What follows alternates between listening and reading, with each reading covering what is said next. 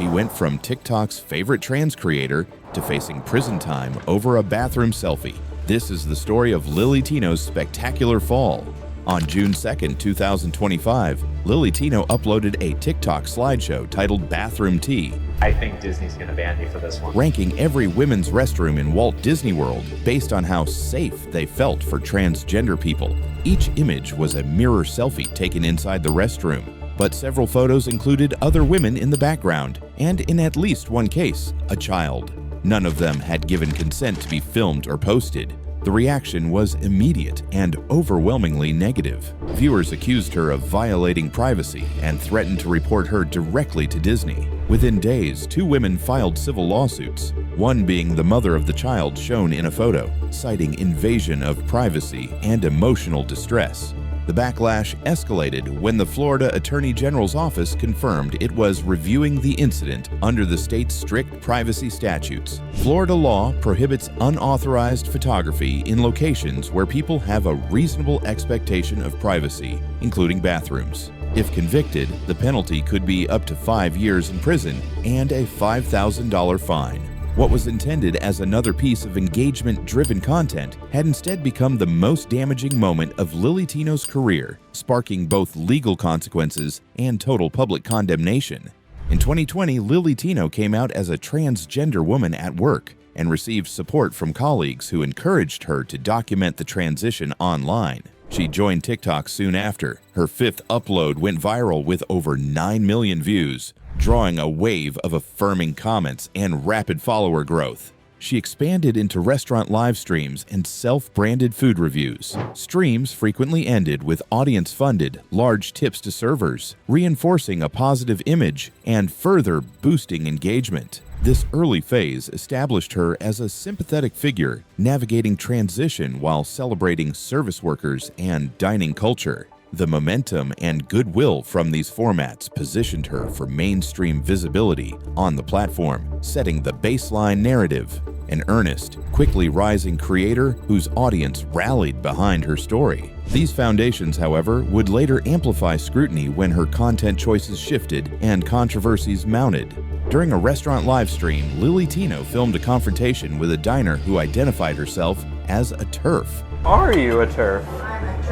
The clip was posted to TikTok and quickly became the most viewed video on her account, expanding her audience and solidifying her image as a poised target of transphobic harassment. As the video spread, viewers flagged abrupt edits and questioned whether key context was missing. Commenters suggested the interaction may have been partially staged, or at least selectively cut to heighten conflict. These doubts did not erase the initial surge of support, but they marked the first visible crack in audience trust. The TERF encounter established a playbook, public conflict, rapid virality, and moral framing that would inform later content decisions. It also primed skeptics to scrutinize future uploads more aggressively, weakening the benefit of the doubt she had enjoyed during her early rise. After the TERF video, Lilly Tino's feed pivoted to confrontations over being called "sir" in restaurants. Clips showed staff using the term, often accidentally, followed by on-camera corrections and, frequently, manager escalations. Viewers noted that many workers appeared to be minimum wage employees and English as second language speakers, arguing the mistakes were unintentional and the responses disproportionate. Despite mounting criticism, these posts consistently outperformed her food content, incentivizing repetition. The cycle hardened, a misgendering moment, visible upset, a confrontation, and audience debate in the comments. As frequency increased, sentiment shifted. Early sympathy gave way to fatigue and accusations of farming conflict for views. The pattern also altered public behavior. Trolls began deliberately misgendering her on camera to provoke reactions, producing additional clips and reinforcing the attention loop. By this point, the channel's growth relied less on restaurant reviews and more on predictable conflict beats, setting conditions for the larger controversies that followed.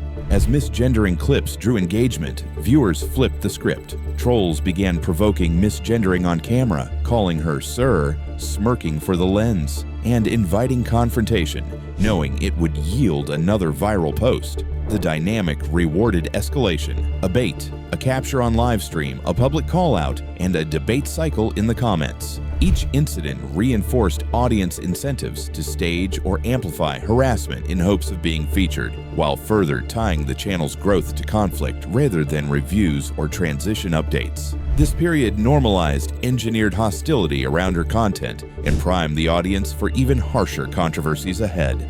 In April 2024, screenshots of Lilly Tino's old Reddit activity circulated widely. They included a post sexualizing a childhood encounter described from age 3 and a photo of herself in Nutella blackface, followed by a dismissive, "it's funny" reply when criticized. The material clashed sharply with her then current posture of publicly correcting others' behavior, fueling a hypocrisy narrative that broadened criticism beyond her detractors. Commentary shifted from debating misgendering etiquette to questioning character and judgment. Brands, creators, and audience members referenced the resurfaced posts when explaining unfollows and call-outs. The controversy also primed viewers to read subsequent content through a more skeptical lens, narrowing her margin for error and weakening prior goodwill built during the early rise. During a visit to Disneyland, Lilly Tino filmed herself in a restaurant discussing her past and planned gender-affirming surgeries, including explicit references to genital procedures, ibbly family-oriented, with children nearby. Viewers condemned the choice as inappropriate for the environment and platform, noting TikTok's large underage audience. The backlash intensified when an earlier video resurfaced, showing her impersonating children's entertainer Miss Rachel while explaining transgender topics, which critics argued was intended to draw a child audience. Some people use he and him, like this bear.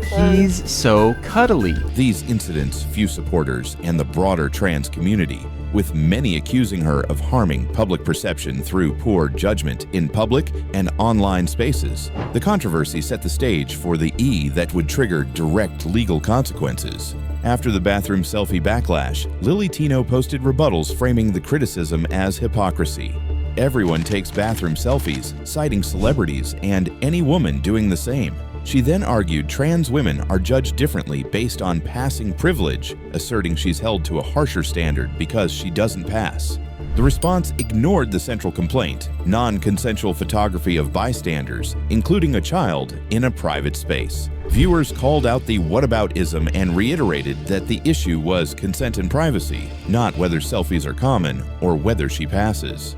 This phase hardened the divide. Former sympathizers cited refusal to engage the core concern as further proof of bad faith. The narrative shifted from controversial creator to liable actor, accelerating calls for platform penalties and institutional bans, and directly feeding into civil claims and the criminal review already underway.